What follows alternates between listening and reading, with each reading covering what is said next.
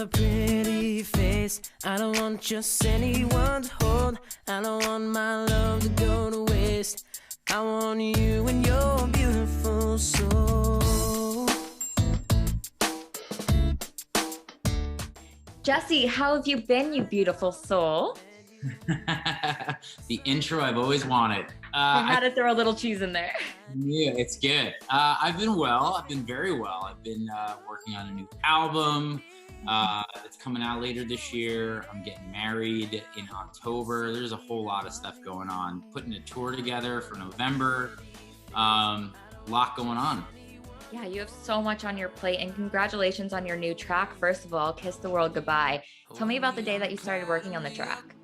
Thanks. Yeah, actually, I started working on this whole project pre-pandemic. So it's funny because a lot of the songs now, when I listen to them, they take on sort of a whole new meaning.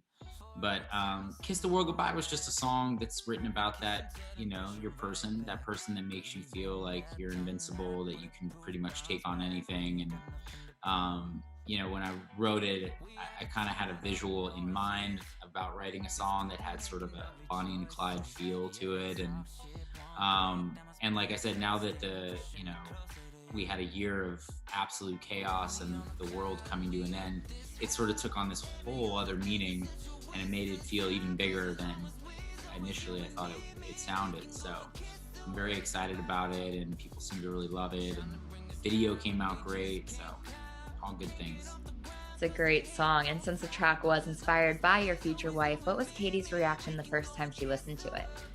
Yeah, a lot of the songs on this album were sort of influenced by our time together in the last 9 years that we've been together, and she loved it. It's one of her favorite songs on the album. When I was discussing with my team what the first single should be, this was definitely her first choice. It was a lot of people's first choice, but it's definitely one of her faves. So, why do you think she connects with it so much over the other tracks on the album? I mean, it's very romantic. It's very there's something I think very masculine about it too, and very protective about it, and I think it kind of speaks to where we are, which is like, for us, we've been together so long that it's, there's really nothing that can kind of get in our way. We've had so many hurdles over the years, both in the public and in private, that like there's really, we do kind of feel like an unstoppable team. And so I think that song just reflects it, and she likes hearing my recording. She doesn't like when I sing in the shower though. She's like, the next house I need my own shower, because it's a constant. I sing in the shower more than I sing anywhere. So what? That's a free concert. Who's complaining? Yeah, well, when you live with me, it's a different situation. Trust me. When we on a cloud and we up this high, every other thing is such a waste of time. 'Cause as long as we're always you and me, we can go and kiss the world goodbye. Trying to bring us down, but they just can't climb. Can't get off the ground 'cause the hate don't fly. But as long as we're always you and me, we can go and kiss the world goodbye. Did you realize anything about yourself or your relationship while you were writing this song? Did you realize, I know you just said that you guys were such a team and that you've been through so much and you've always stayed together, but did you realize the depth of that or the extent of that while you were putting the lyrics on the page? I mean, yeah, I think I kind of always knew going in that, this project would be written about where I am in my life in terms of my relationship with Katie, and just also in my personal growth as a man, and where I am, and coming out of coming out of this early part of my life, which was so intense, and just reflecting on that. And I think that I kind of knew I had a lot of ideas. When I make an album, one of the things that I do is I sort of make a checklist in my notes on my iPhone of all the things that I want to say, or the things I want to touch on in the album, whether it's like, oh, I want to talk about that night that we did this, or I want to talk about what it's like being away from home, or I want to talk about what it was like when I was 16 and it was brutal on my family. I make like a punch list, And then I try to check all of them off and write a song about each one of those things on the punch list. And so I went in prepared, and it's really easy to write about Katie, to be honest with you. Like, there's just so many great things to talk about. So it didn't take much effort, and I had a really good team too to help me out and help me produce it. So That was so beautiful to hear. I hope that Katie listens to this interview one day and just has like the biggest smile on her face. That being said, let's talk about your new album because I'm very excited for it. What can fans expect from this project? As you were just saying, you're entering this new stage of life.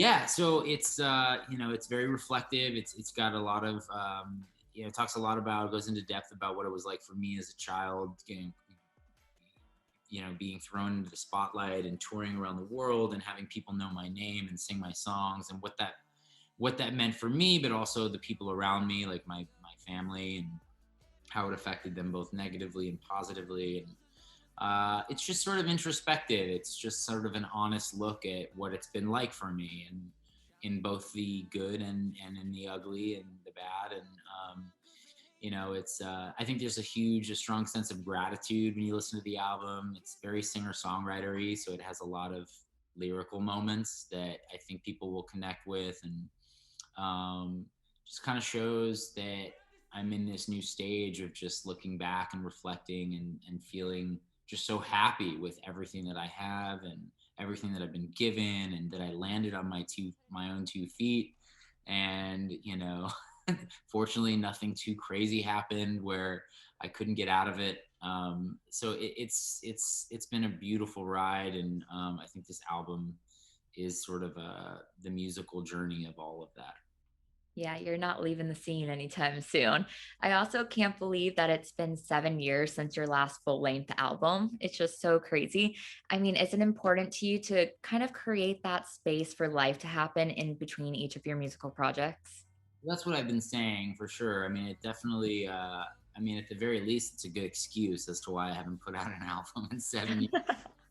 It is true, though. I do think that some of my best writing happens during that downtime, and being able to live my life a little bit, getting to travel, especially getting to travel with a partner, somebody that you care about, getting to share those experiences. Shared experience is so much different than just a single experience, than getting to be on the road when you're single and traveling and you're by yourself and seeing a new place. When you get to share that with somebody, it's totally different, and so it affects the way you feel about a certain place. So I just think that, yeah, things like moving and getting a new home, and getting engaged, all those things lend itself to new feelings, new emotions, new experiences, which in turn lends itself to good songwriting. And so, yeah, as I get older, the more experiences I have, I think, as does my writing gets even stronger. On your tour, what can fans expect to experience in this new Jesse McCartney tour? Yeah, I mean, we're still figuring that out. I mean, I think 2 days ago was my first band rehearsal for the November tour. So we got a nice head start, and we're working out, the set list right now. I'm putting together my set list. It's probably about 20 plus songs of music, 22 songs, about 2 albums worth of music for the tour. And going to definitely play a lot of the old school songs that everyone loves, that everyone wants to see, right? Can't forget about the classics, but there's certain Absolutely not. songs. And it's a very visual show. I have a lot of incredible lights and LED screens, and it just makes for a really well produced, polished looking show. And it's super intense. Like, the show, people walk out of my show, I think, kind of tired, just because I try to keep it at like a maximum level the whole way through, and give the Yeah, they have to be belting out the lyrics. totally. It's my favorite part of this whole career is live performing and being on stage in front of a live audience. It's the biggest thrill. It gives you the biggest high. It's the most adrenaline.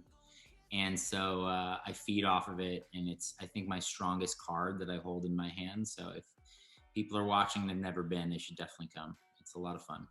Amazing. And also, just a crazy fact on top of everything I've already mentioned, we're just a month away from the 17th year anniversary of your debut solo album, Beautiful Soul, which is insane. What do you remember from that time?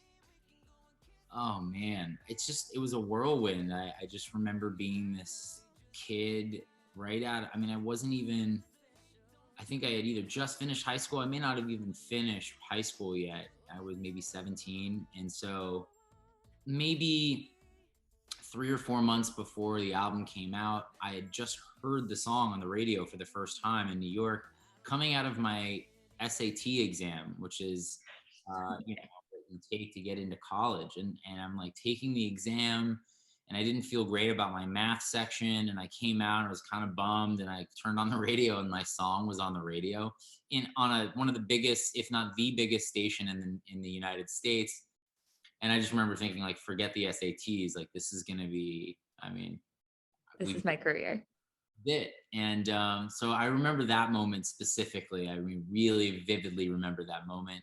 And then from that point on, it was just like the rest was history. And all of a sudden, within a year, I was in Tokyo, and I was in places I had never dreamed of going, places I had never even heard of.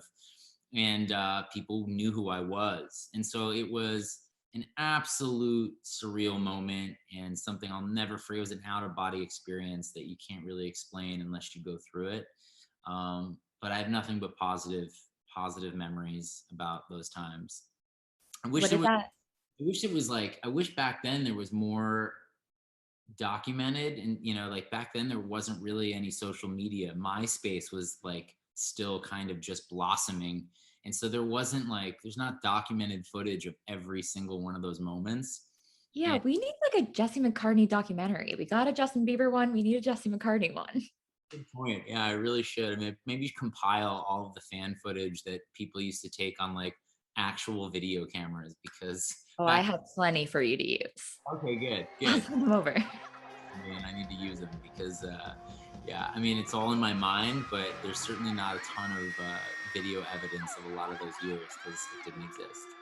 Well, it'd also be really cool to create a documentary that's kind of comparing and contrasting almost those original tours with the tour you're about to head on. So that way you have a little more current day footage. Yeah, it would be nice. And I could also see all of the things that I wish I didn't do back then on tour. Oh my gosh, no, I'm sure those are few and far between. What does that album mean to you now that you look back at it? I mean, it's a staple. It's such a part of who I am at this point. I mean, I think when people think of my name, it's synonymous with that album and certainly that song.